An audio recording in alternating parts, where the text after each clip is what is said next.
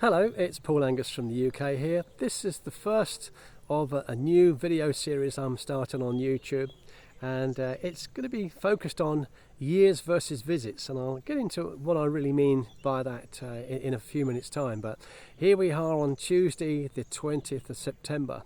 12 days ago our beautiful Queen of England, Elizabeth II, passed away, and yesterday was her funeral, which I'm sure many of you would have seen on television. I know I watched it for around about 9-10 hours, and it was quite remarkable. It was something that we'll never see again, and I didn't think in my lifetime that I would actually have a queen and a king in my life, but that's just how it is.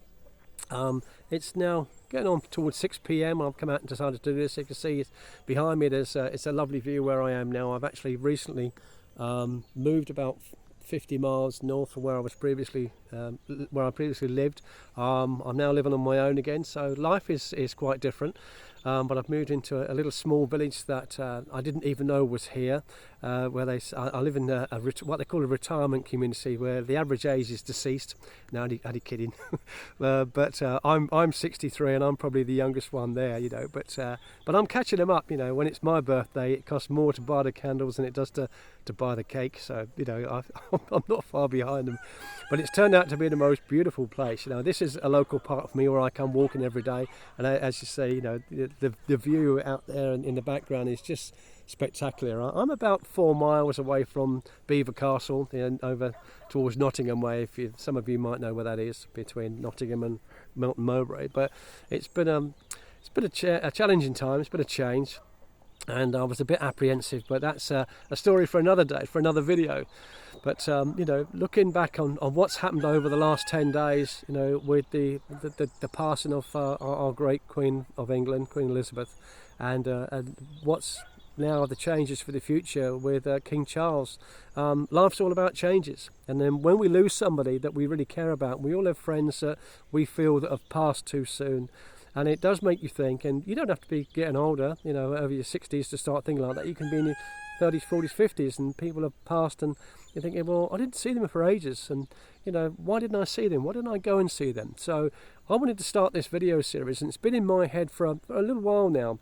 A mentor of mine called Jim Rohn, surname is spelt R-O-H-N. A lot of you, especially if you're in America, you would know of Jim Rohn. A very special guy, motivational speaker, you know, a philosopher really. I met him in Herbalife in the 80s. He was part of that corporation at the time, but I was very fortunate to actually spend personal time with Jim, and I learnt a lot from him. And one of the things he said to me at the time, years ago, and why am I only following this through now? Probably because of the age I am now. At that time, he was probably my age when he was talking to me about this, or maybe not even that. But he had a thing that said, you know, you've got to stop living in years, you've got to start living in visits. And I said, well, I'm not with you, Jim. You know, so then he explained what he meant by that. And as he started to tell me his viewpoint of not living in years but living in visits, and we can have more visits in life, but we can't always have more years. We can't plan more years.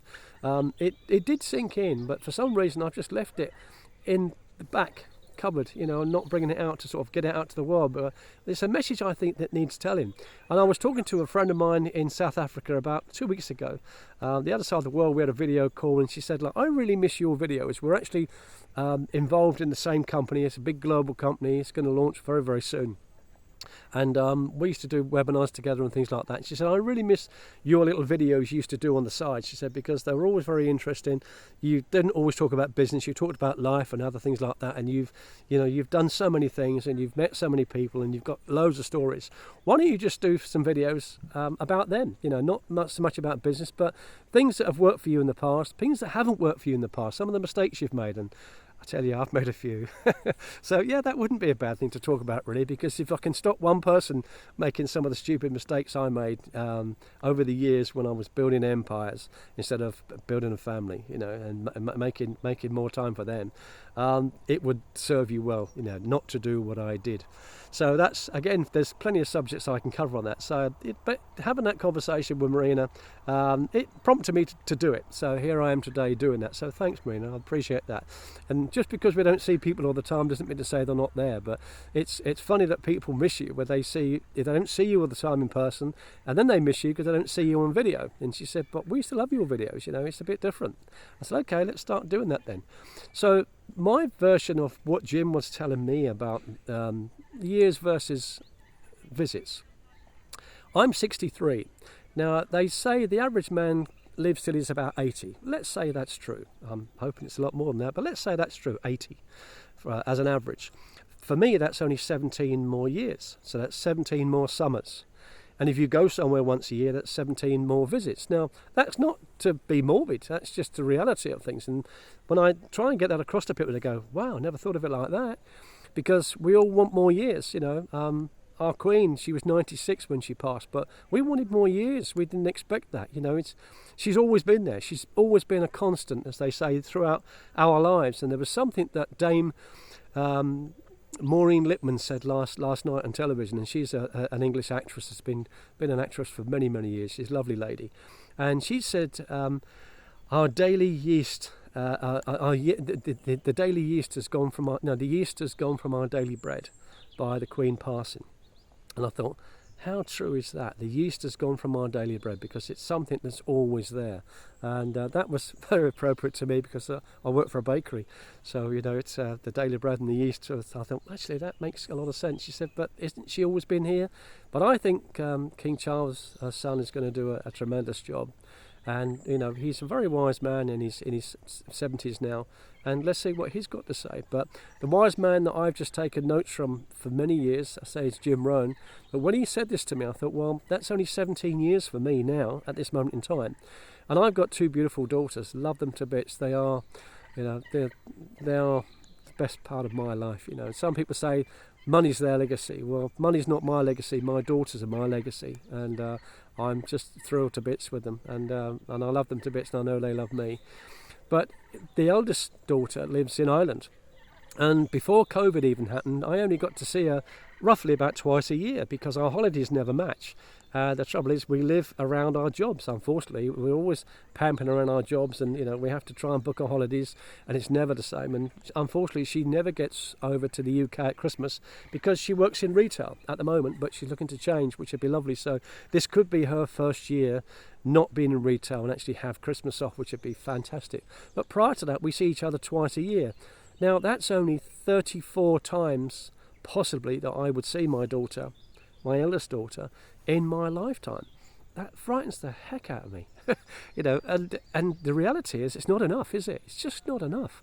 I don't want to see my daughter 34 times in my lifetime. I want to see her 34 times in a year. So she would say, Daddy, go home.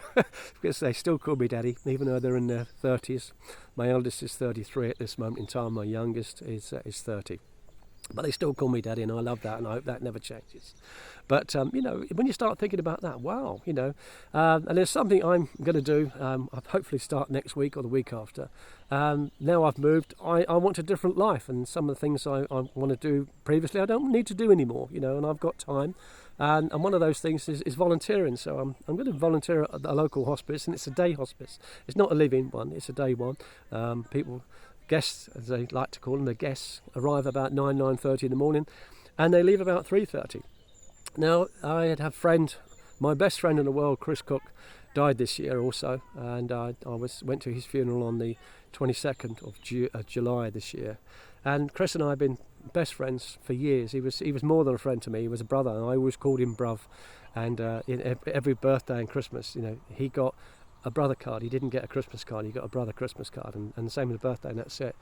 But I went to see him in a Dorset hospital, and that was a life-changing day because we both realised that life would never be the same again for either of us, And then I was told he was going to go to a care home after that to be looked after 24/7. And then within 2 weeks, he didn't go in the care home. He went to a hospice, and I never got to see Chris again. But if you look at a hospice, what do people need that live in a hospice? What do you think they want in life at their age or whatever it is that they're going through now? They want another visit.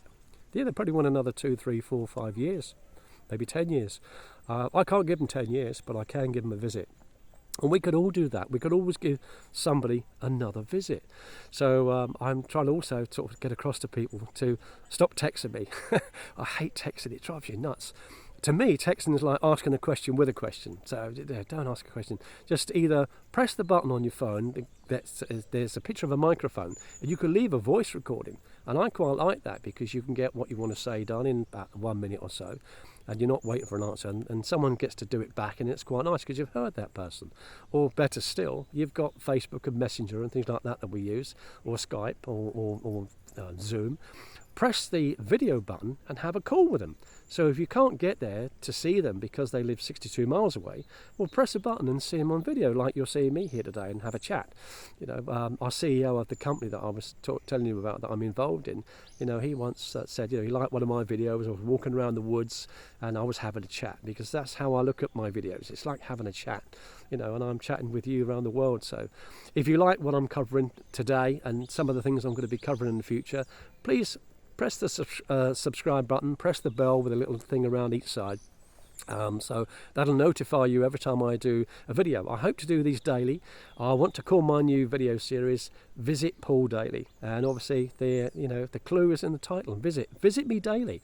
Come and see what I've got to say. It might be applicable to you, it might not be.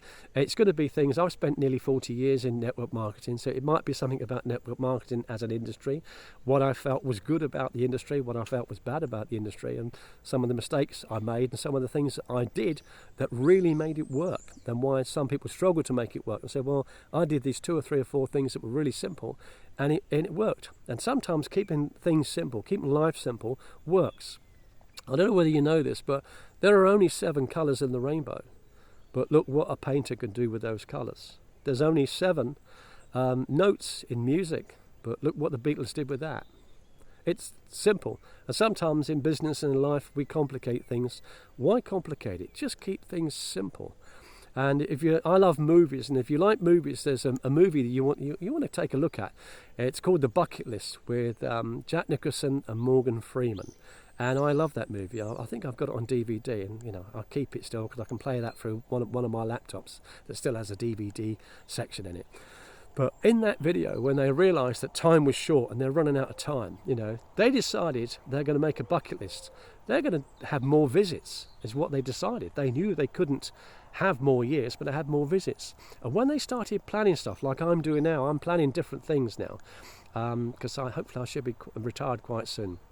And I can have my life back and travel and do things and see more family, cousins, not just my daughters, but cousins and other people in my family and stuff like that.